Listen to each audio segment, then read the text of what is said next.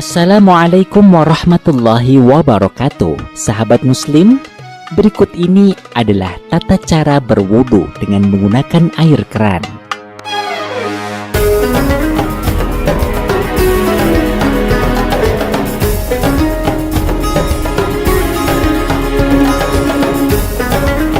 Umat muslim yang akan menjalankan ibadah sholat menghadap kepada Allah Subhanahu wa Ta'ala harus memenuhi aturan yang telah ditetapkan.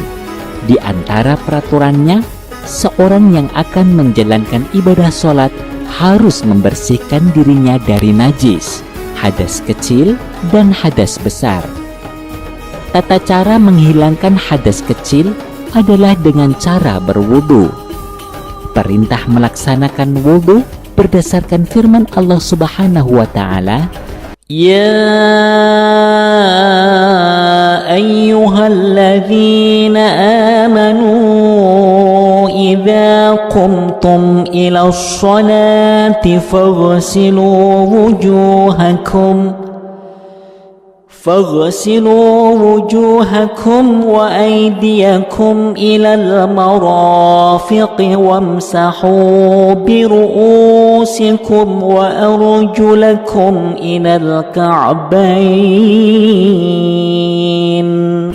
Wahai orang-orang yang beriman, apabila kamu hendak melaksanakan sholat, maka basuhlah wajahmu dan tanganmu sampai ke siku, dan usaplah kepalamu dan basuh kedua kakimu sampai ke kedua mata kaki.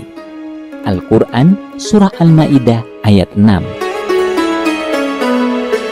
Keabsahan wudhu cukup menentukan sah dan tidaknya sholat.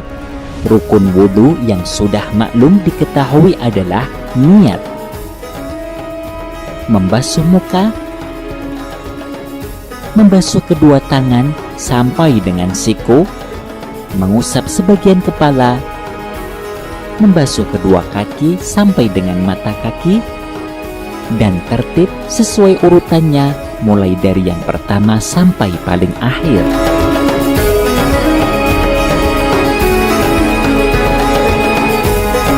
Berikut ini adalah di antara adab berwudu dengan menggunakan keran.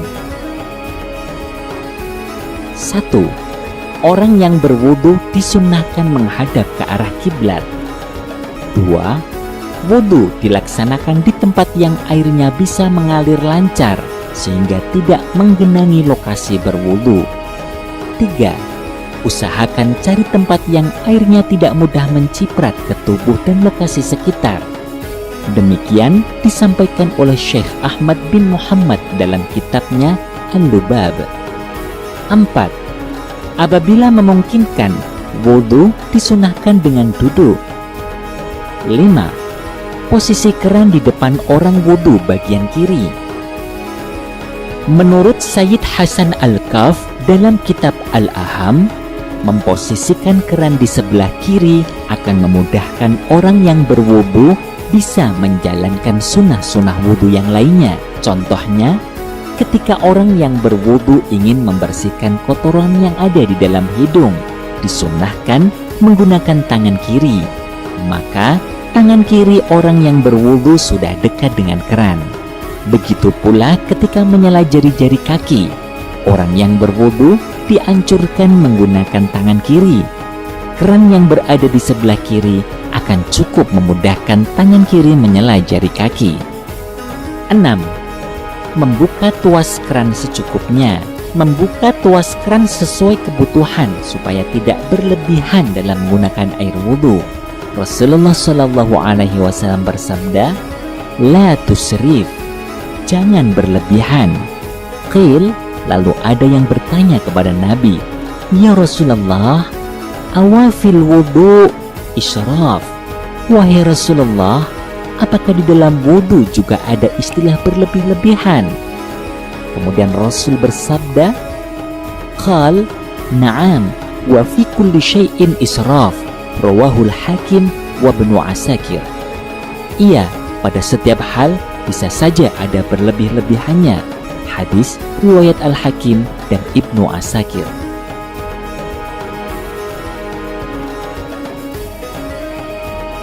Berlebihan atau israf dalam berwudu banyak yang disebabkan karena was-was, sebuah perasaan tidak nyaman dan ragu apakah airnya sudah merata ke semua anggota wudu atau belum. Orang was-was bisa membasuh anggota wudu sampai mengulang berulang kali sehingga menjadi poros air. Was-was bisa timbul akibat bisikan jenis syaitan tertentu yang mempunyai tugas mengganggu orang dalam menggunakan air. Rasulullah Shallallahu Alaihi Wasallam bersabda, "Inna lil wudu'i syaitanan yuqadu lahu walhan, fattaqu waswasal ma." Rawahu Ahmad wa Ibnu Majah.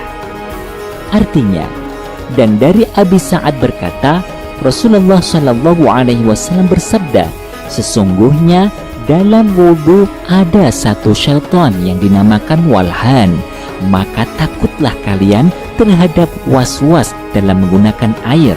Hadis riwayat Ahmad dan Ibnu Majah. 7. Membasuh bagian tangan dimulai dari siku. Dalam masalah ini terdapat perbedaan pandangan antara ulama. Menurut Imam Romli, saat berwudu menggunakan keran, ketika membasuh kedua tangan sebaiknya mendahulukan bagian siku terlebih dahulu, kemudian diakhiri basuhannya sampai telapak tangan. Berbeda apabila seseorang berwudu dengan menggunakan gayung. Imam Romli berpendapat sebaiknya dimulai dari telapak tangan terlebih dahulu, kemudian diratakan sampai siku. 8. Mengusap sebagian kepala dengan mengambil air dari keran. 9. Membasuh kaki dimulai dari ujung jari. Saat membasuh kaki, bagi orang yang berwudu dengan menggunakan keran, sebaiknya dimulai dari ujung jari, kemudian diratakan hingga tumit dan anggota kaki yang lain. 10. Pastikan kesucian tuas keran. Jangan sampai menyentuh tuas keran dengan yang terkena najis. Jika tuas keran sampai tersentuh najis, tuas harus disucikan dengan cara dicuci tuasnya. Hal ini penting diperhatikan karena tuas yang najis dan tidak dicuci lalu tersentuh dengan tangan, kemudian sholat, bisa mengakibatkan sholatnya tidak sah.